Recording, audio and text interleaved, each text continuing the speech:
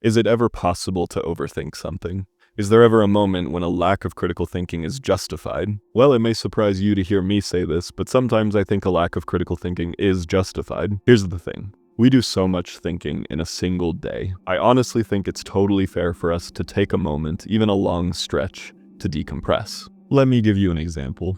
If, after a long day of work, one of my roommates just wanted to turn on some YouTube videos about Pokemon, how could I blame them for that? And if their only takeaway after watching the videos was, that was fun. Again, how could I blame them for that? There is value in media and art that is just meant to be fun. Like Smiling Friends, for example. That show is hilarious and absolutely tons of fun. But wait, is it just meant to be fun? So here's the other thing. In the same way that I think it's fine for someone to just enjoy something for the fun of it, it should also be fine to enjoy something on an even deeper level. If you're not into Smiling Friends, and if you have no idea about the fan community online, let me fill you in a little bit. So Smiling Friends is a show on Adult Swim that follows the employees of a nonprofit whose job is to make people smile. Created by Michael Cusack and Zach Hadel, the show is, in a word, funny. But with the release of Season 3, I would argue the show is more than just funny. The episodes seem to communicate something more these days. For example, take this Reddit post made shortly after the release of Episode 6. In this episode, our main character, Charlie, calls out sick, so our other main character, Pim, has to work with the first Smiling Friends employee, a character named Squim, who's sort of an exaggerated version of Pim. To quote the Redditor, Episode 6 is a commentary on the longevity of the show. Hear me out. The episode starts off with Pam watching a flanderized parody of The Simpsons, specifically their 487th season.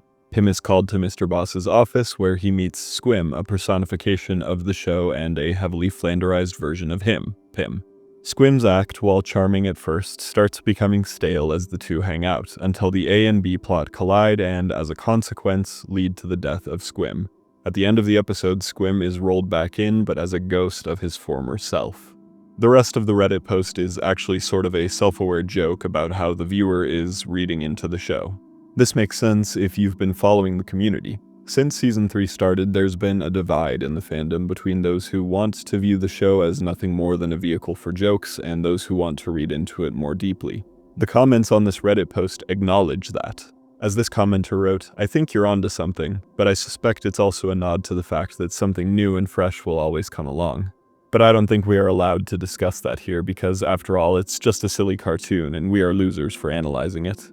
Another commenter wrote, "It's weird to me that people think being able to pick up on a theme in a piece of media is like overanalyzing it or something. Having a single recognizable theme isn't super deep, it just adds a little extra to the story. It's kind of funny to me that the crowd who might say let people enjoy things actually won't let people enjoy things if their idea of enjoyment is analysis. I don't have a problem with people who tune into Smiling Friends for the jokes. I also don't have an inherent problem with people who just watch movies as pure escapism, but I do have a problem with people trying to force the escapist mode of consumption onto others. If you say a person is wrong for analyzing a piece of art, regardless of the quality of their analysis, that's just silly. And the opposite is true too. If you tell someone they have to think more deeply in order to enjoy something, you're propagating the same problem. That was basically what happened to Rick and Morty with its fanbase, and look where that got both us and the show. I watched an excellent video essay recently from Adam Mura titled How Smiling Friends Tells Jokes, and I was sad to see the comments kind of denigrating the video, either for reading too much into the show or for trying to intellectualize it too much. Does Adam's video essay really take away from anyone's enjoyment of Smiling Friends? Does it change the quality of the show in any way? Will it drive people away from the show? Personally, I think not, and I'm always happy to see video essays about the things I love, so I'm just not quite sure I understand this push against critical thinking. Also, don't you think it kind of says something that the first episode of Season 3 was all about a character who desperately wants to be taken seriously but can't be because everyone around him only sees him for how silly he is? Is there not even an ounce of self-awareness in that? But this isn't just a problem in fictional media. In society at large, surrounding real-world events, whether pop cultural or governmental, it seems everyone's new favorite phrase has become, "it's not that deep." To me, the phrase, "it's not that deep," is kind of just the modern equivalent to the blue curtains meme. If you're unfamiliar, I envy you, but it's a reference to this, a Venn diagram with one circle representing what the author meant and what your English teacher thinks the author meant. The example, of course, is the text saying the curtains were blue. The English teacher would apparently interpret this as a symbol of depression, while the author apparently was only doing set dressing. Ironically enough, there are so many things to say about this meme, so many ways to read into it and pick it apart. But quickly, let me start with this. What text does the phrase come from? The curtains were blue. What poem or prose piece is that from? Oh, none? So it's a made-up example. And I'm not saying people who are trying to make a point can't make up hypotheticals, but if this is such a common problem in English classes or in literary analysis, then surely you could give me a ready example, right? Interestingly, when I Google the question, what text do the blue curtains come from, Google's AI says that the trend came from Joe Hill's work, where a character's blue eyes were a simple preference and not a metaphor. And don't get me wrong, I don't doubt that this sort of thing has happened to authors before, but when looking through Google AI's sources, none of them mention Joe Hill. I even Googled Joe Hill author blue eyes and can't find a thing. But anyway, let's return to the meme. Another issue is the fact that it supposes authorial intent is the be-all end-all of interpretation. Quite frankly, it doesn't matter what an author intended in any given piece, especially because pieces of art take on new meaning over new time periods and with new audiences. Sure, in this fictional piece where the author used blue curtains, maybe the author meant nothing by it. That doesn't mean it should simply remain ignored. And we're going to talk more about authorial intent as we go on. What actually is the point of this meme? Is it to say that English teachers overthink things? Well, sorry to be the stereotype, but I think it goes deeper than that. I think the terminal point of this meme is to say that reading into things is futile. Details are not meant to be explored or thought about. All elements of a story or idea are meant to be taken at face value. And before anyone says it, I will acknowledge, for some stories, maybe that's the case. But what actually is an English teacher's job? Well, this response to the meme from Dennis G. Yurts puts it all too well. This Venn diagram labels its two circles as what English teachers think their job is versus what the curtains were blue meme presumes an English class is for. The meme suggests, in English class, you learn the single official correct opinion about what the poem means so you can spit it back later for points. Meanwhile, any good English teacher thinks, if we use evidence and empathy to enlighten each other and resolve our disputes, we can build a better world. Shall we begin? What does this poem do?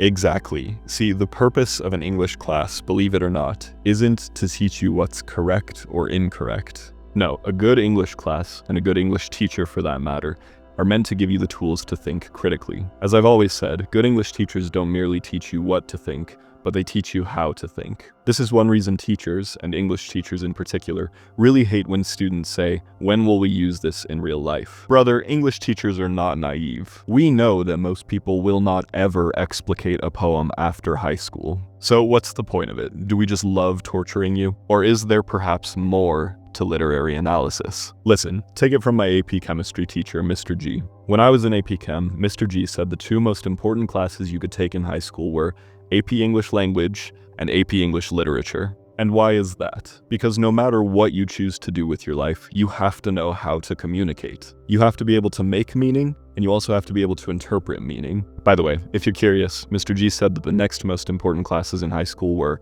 in order, AP Calculus, AP Statistics, followed by the AP Sciences, Physics, Chemistry, and Biology. STEM gives us the how of the universe. Meanwhile, the humanities give us the scientist's motivation, the why. Take it from Albert Einstein. It is not enough to teach a man a specialty. Through it, he may become a kind of useful machine, but not a harmoniously developed personality. History, literature, philosophy, the arts, it's through these things that we form our values and, as Einstein said, our personalities. And I'd like to get at the root of that word for a moment, personality, the root of course being person. It's through the humanities that we learn how to be a person. I applaud Dennis Yurts for putting the word empathy in his response to the blue curtains because, as I've said many times, that's what literature is all about, empathy.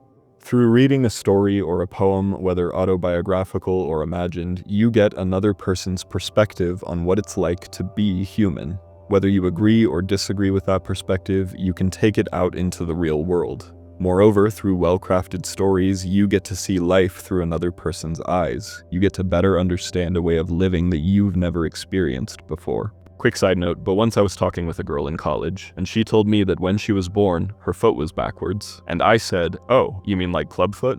And she was astounded that I'd ever even heard of clubfoot, let alone knew it by name. And do you know how I knew it? Because I'd read The War That Saved My Life by Kimberly Brubaker Bradley, wherein the main character has clubfoot. Thanks to literature, I was able to connect with a person on a deeper level and make them feel more understood and more seen. Do you see what I'm getting at? So the point of English classes, of reading, of poetry, of all the humanities is to make you a better thinker and a more empathetic person. That way, when you see something fishy in the real world, you can spot it, you can think about it, and you can form an opinion.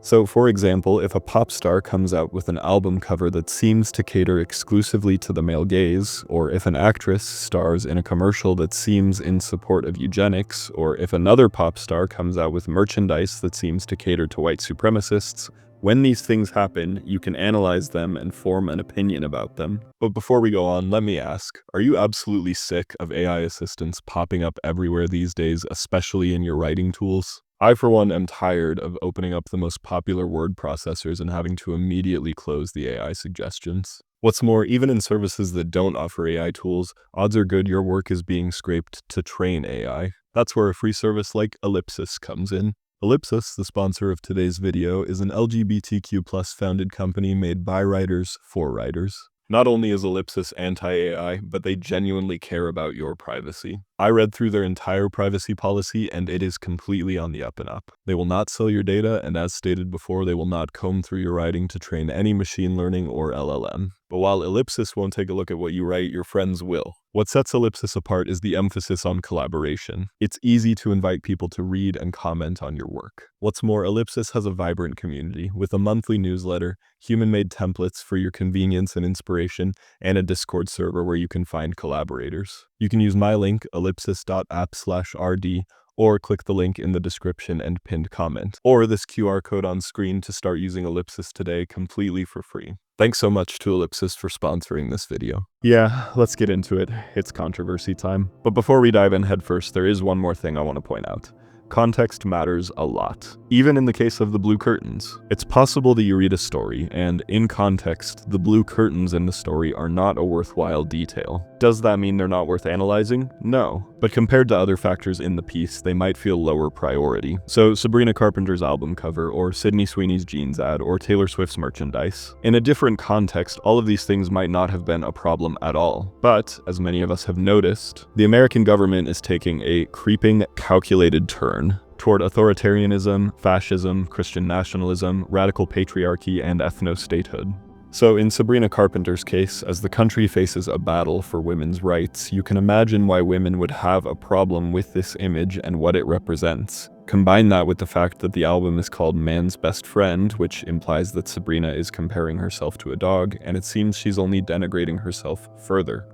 And, on top of that, Sabrina's whole thing was always sexy, but not for the male gaze. So how do you interpret this album cover as anything except the male gaze? Things only got worse for Sabrina when she did a photo shoot for W magazine, wherein she appeared to recreate a scene from Lolita. If you pay attention to current events at all, you don't need me to tell you about all the news and discussion around the sexual exploitation of minors. Obviously, things have only gotten worse since September, but even then, this was a very bad look. Much like the album cover, it just came off as tone-deaf. In a TikTok comment, Sabrina tried to defend the photo by saying, "I've never seen this movie, it's never been on my mood board, and never would be." And that's all fine and good, except no it's not, for so many reasons. For one thing, we know that Sabrina doesn't work alone. How did nobody step in to suggest this was a bad idea? Moreover, by running this defense, isn't Sabrina just kind of admitting that she's media illiterate? Maybe that's unfair. It's possible she indeed hasn't seen Lolita out of the many, many movies out there. But if that's the case, that means nobody told her the inspiration behind this shot, which feels like a whole other problem. It's kind of odd too, because this is seemingly the only Lolita shot in the bunch. It doesn't seem to fit at all with the other pictures in the set. And maybe now I'm reading too much into this, but I can't help feeling there's also some trad wife imagery going on here. The white picket fence, the classic upper middle class home. Am I going crazy? As for the album cover, Sabrina told Interview magazine, I mean, there's a lot of nuance to this, and I'm not naive to that, but I felt like, why is this taboo? This is something that women experience in such a real way, becoming comfortable with themselves and who they are. There's so many reasons why I called it man's best friend, and there's so many layers in the experiences that I was going through at this time where emotionally I felt like one. She added, my experience and point of view are going to be so different from how other people live their lives. Sometimes I read things and I'm like, wow, I didn't experience this that way. But if they do, then that's real to them. But what I'm going through in this record, which is loss and heartbreak and celebration and trying to navigate my life as a young woman, it's not so much like I'm above it all, but I'm not beneath it either. I can't help feeling this language is exceptionally vague and not really getting at the heart of the criticism. And this is where I re-emphasize that context matters. If we were living in a different era, one where powerful men weren't so determined to subjugate women, then maybe the album cover wouldn't have been so triggering for some women, and wouldn't have reminded women of what's real to them, as Sabrina put it. And it's great that Sabrina can say she doesn't experience a reality of male control or ownership or abuse or subjugation or what have you. But come on, Sabrina, read the room, huh? Which brings us to Sydney Sweeney. And frankly, we're not going to spend a lot of time on this one. I'm sure you already know. We're still seeing the ripple effects from this American Eagle ad. But as a quick refresher, Sydney starred in an ad wherein she said she had good genes, but it was a play on genes, as in genetics. Setting aside the male gaze component of this ad too, American Eagle probably should have figured how it might look to have a blonde, white, blue-eyed woman star in this ad during this period of American history. Sydney, now famously, did not apologize for this ad and more or less doubled down on it. She said in an interview, I think that when I have an issue that I want to speak about, people will hear. Again, like Sabrina, the most charitable interpretation of that statement paints Sydney as completely ignorant. But I don't think Sydney is ignorant. I think she knows exactly what people said about the ad, and for some reason she chose not to denounce white supremacy and eugenics in that moment. What are people supposed to think at that point? I'm sure you can see how these vague responses don't help the public's interpretations.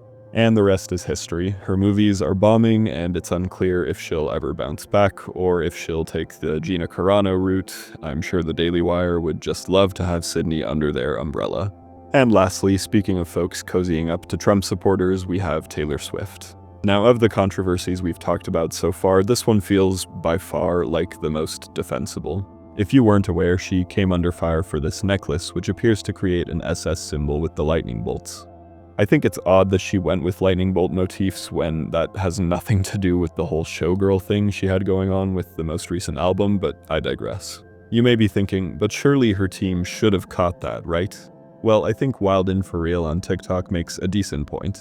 The reason I think it's not is because there are people who are like, if Taylor Swift actually had a diverse team of advisors and consultants and designers, then someone should have caught that if it wasn't intentional. POV, I'm very diverse, and if Taylor Swift sent me that in a group chat before it dropped, I would have been like, looks like a necklace to me. Now, that being said, if you did see a dog whistle in this necklace without it being pointed out to you, I don't mean to minimize your take. I can see where you're coming from. Just look at the comments on Wild In For Real's TikTok. This commenter noted that even though they didn't think it was intentional, Taylor still should have known better, given how her image, lyrics, and merch have been embraced by white supremacists in the past. Meanwhile, this commenter made the best point of all in saying, see, but like, she could also just come out and say, hey, I don't support Nazis and it's not a dog whistle, and that would completely eliminate the problem.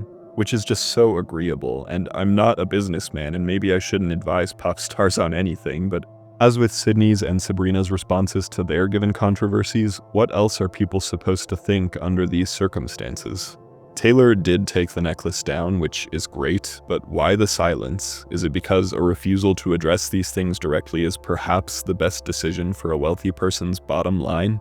Is the goal to try and alienate as few people as possible, even if those people are morally reprehensible? Oh, and by the way, Wild In For Real's TikTok ended with this. It might be a fascist dog whistle because the necklace is ugly as It's so ugly, so it has to have an ulterior motive. Like, there has to be something else going on that I just don't understand, because why else would you? There's no way you design that for aesthetics. It's hideous. So there has to be something else going on. You can tell me I'm reaching, I always appreciate a good counter-argument, and that's ultimately what I'm getting at. I'll be honest, I don't think Sabrina or Sydney or Taylor meant any harm with their choices. Maybe I'm being too charitable or too forgiving in saying that, but it's genuinely what I think. Even so, that doesn't mean their actions were harmless. And that takes us back to authorial intent. An author can mean any number of things, but once it's in the reader's hands, that's it. It doesn't belong to them anymore. It belongs to an audience, a time period, a historical context, and so much more. Recently, I put out a video called You Don't Get to Decide What Poetry Is. And in that video, I explained I was tired of people responding to bad poetry by saying it simply wasn't poetry at all. In that same way, I don't ever want to hear somebody respond to something by saying it's not that deep ever again. If you think someone is reading into something too much, explain why. By saying it's not that deep, don't you think you're just kind of telling on yourself? You're saying, I don't want to engage with something critically, whether it be the source itself or your argument about the source. And as I said at the beginning of this video, not everything calls for critical thinking. But if you think someone else is wrong about something, I think you owe it to them to explain why. People these days really claim to care about civil discourse. But regardless of civility, I don't see a lot of actual discourse happening. Speaking of, there is one more controversy I wanted to talk about. In August, Razer put out the following ad. I literally haven't even talked to this girl for a whole year. I literally don't know why you're still trying to like... Why are you talking to me? Like, you're freaking weird. I'm not your follower, I'm not your fan. Like, and you literally won't do anything about it. And I'm like, okay, now... So obviously misogynistic, right? And like, not even funny. This is actually just a boomer tier I hate my wife joke. But you can imagine what half the commenters had to say. Case in point, damn, people are so soft, it's really not that deep. Thankfully, someone in the reply said, I hate when people say that because it is that deep. It's not about the singular video, it's about the intention and the way it's gonna affect people. Another reply said, what intention? How does it affect people? Elaborate. And another commenter jumped in with, it perpetuates a misogynistic trope that is used to criticize women for speaking. It doesn't matter if that was their intention, it's the result. Boom. Discourse. Thank you. As other commenters noted, there were a million ways to showcase noise cancellation. Loud traffic outside, rowdy neighbors, someone mowing the lawn, etc. So why would they go with the girlfriend who talks too much cliche? When women made responses to the Razer ad, you'll never guess what the comments were like. Anyone else hoping the noise cancellation would kick in halfway through the video? Not to mention this picture of someone turning on their noise-canceling headphones. Again, I ask, are these men not telling on themselves? The Razer ad was a problem because it showed a man who wouldn't listen to a woman, presumably his girlfriend or wife. And so you're going to combat that by not listening to women. You're going to live up to people's worst expectations of you. It's one thing for me to say the Razer ad is misogynistic, but when a woman says it, that's still not enough. I'll say it again. The people who don't want to engage with this stuff, who say it's not that deep, they're just telling on themselves. Now, look, I'm not naive. I understand that many people on the internet act in bad faith, or are too stubborn to have their minds changed about anything. Obviously, you should not engage with these people. However, if you are the person saying it's not that deep, please explain why. If you see things so clearly as to be the authority on when something is surface level, then please enlighten the rest of us. If you're the critical drinker and you truly believe a movie's only value is escapism, I expect you to be able to defend that stance, especially without contradicting yourself. But what do you think? Is the phrase "it's not that deep" the new blue curtains? Do you think it's possible to read into something too much? How do you respond to someone when they do? Am I reading into things too much? Please tell me everything. As always, I want to take this time to thank my patrons for their continued support. It truly means so much to me. If you want to support the channel too, for as little as $3 a month, you can see videos early and get access to the community Discord. If you want to support the channel in other important ways, doing all the algorithm things really helps. Liking, commenting, subscribing, hyping, and especially sharing. You can also follow me on my socials, but no matter what, keep reading, keep writing, and ultimately keep in mind, this is a rough draft. And for sticking around this long, here's a writing prompt for you. Write a poem or short story about someone who accidentally employs a dog whistle and the fallout from that action. Get to writing.